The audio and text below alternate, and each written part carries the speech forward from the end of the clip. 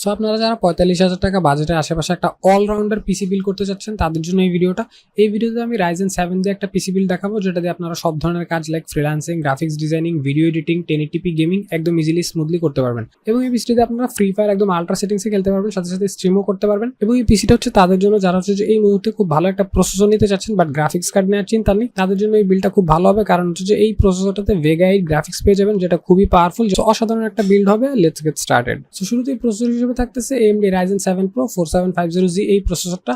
এটা বাংলাদেশের প্রাইস হচ্ছে 24,000 টাকা এবং এই প্রসেসরটা জাস্ট রিসেন্টলি আসছে মার্কেটে। এবং এই প্রসেসরটার স্পেশালিটি হচ্ছে যারা হচ্ছে যে এখন Ryzen 7 5700G এই প্রসেসরটা দিয়ে পিসি বিল্ড করতে যাচ্ছেন তাদেরকে আমি বলবো ওইটা দিয়ে একদম ভুলেও বিল্ড করবেন না, বিকজ Ryzen 7 5700G এবং Ryzen 7 Pro 4750G এই দুইটা প্রসেসরই পারফরমেন্স একদমই সেম। কারণ দুইটা প্রসেসরই 8 কোর এবং 16 থ্রেড পেয়ে যাবেন, সাথে সাথে দুইটা প্রসেসরই ভেগা 8 গ্রাফিক্স পেয়ে যাবেন। সো দুইটার পারফরমেন্সই সেম না হলেও একদমই সিমিলার। বাট 5700G এর প্রাইস হচ্ছে 31,000 টাকা এবং এটার প্রাইস হচ্ছে মাত্র 2400 টাকা।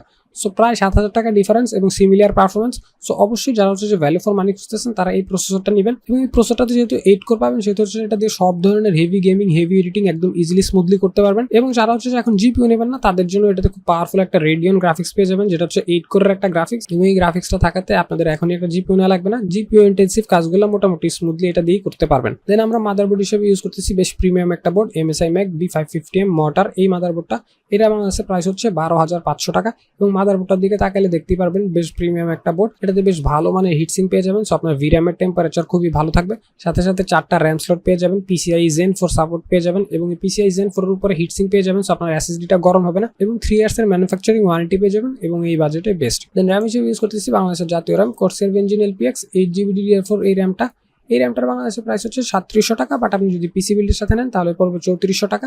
3200 মেগাহার্জের এই র্যামগুলোতে বেশ ভালো মানের হিটসিং পেয়ে যাবেন, অর্থাৎ র্যামগুলো যখন ফুল ক্যাপাসিটিতে চলবে তখন হচ্ছে যে এগুলোতে হিটিং কোনো ইস্যু হবে না। এবং এই র্যামগুলো হচ্ছে যে এতই ভালো যে এগুলোতে আপনারা লাইফ টাইমের ওয়ারেন্টি পেয়ে যাবেন। সো নিশ্চিন্তে নিয়ে নিতে পারেন। দেন SSD হিসেবে রাখতেছি বাংলাদেশের ন্যাশনাল SSD HBX 900 256GB SSD-টা বাংলাদেশের প্রাইস হচ্ছে 3200 টাকা এবং এই SSD-টা হচ্ছে যে মোটামুটি লেভেলের একটা SSD। এটাতে রিড রাইট স্পিড পেয়ে যাবেন 1300 থেকে 2000 MBPS, 3 ইয়ার্স এর ওয়ারেন্টি সহ এটা বেশ এন্ট্রি লেভেলের একটা ভালো SSD। দেন পাওয়ার সাপ্লাই হিসেবে আমরা রাখছি Corsair CV সিরিজের 450 ওয়াটের একটা পাওয়ার সাপ্লাই।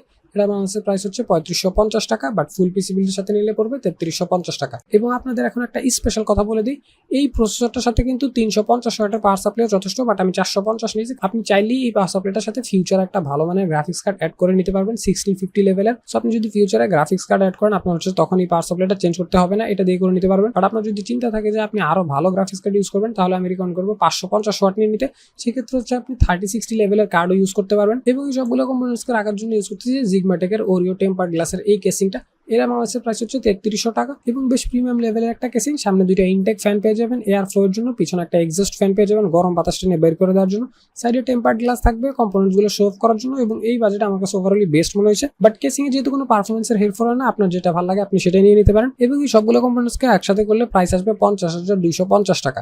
বাট টেকল্যান্ডের থেকে যদি আপনি অফারে পিসিটা নেন তাহলে পাবেন 47,500 টাকায়। সো আপনাদের অলমোস্ট 2750 টাকা সেভ হয়ে যেতেছে। এবং আপনি যদি এক্সাক্ট এই পিসিটা বিল করতে চান তাহলে হচ্ছে যে এই পেজটার একটা স্ক্রিনশট নিয়ে নিতে পারেন, এখানে সবগুলো কম্পোনেন্টস দেওয়া আছে এবং এই কম্পোনেন্টস গুলো দোকানদারকে দেখালে আপনাকে এক্সাক্ট এই পিসিটা বিল করে দিবে। ভিডিও ভালো লাগলে চ্যানেলটা অবশ্যই সাবস্ক্রাইব করবেন। Thank you for watching this video. আল্লাহ হাফেজ।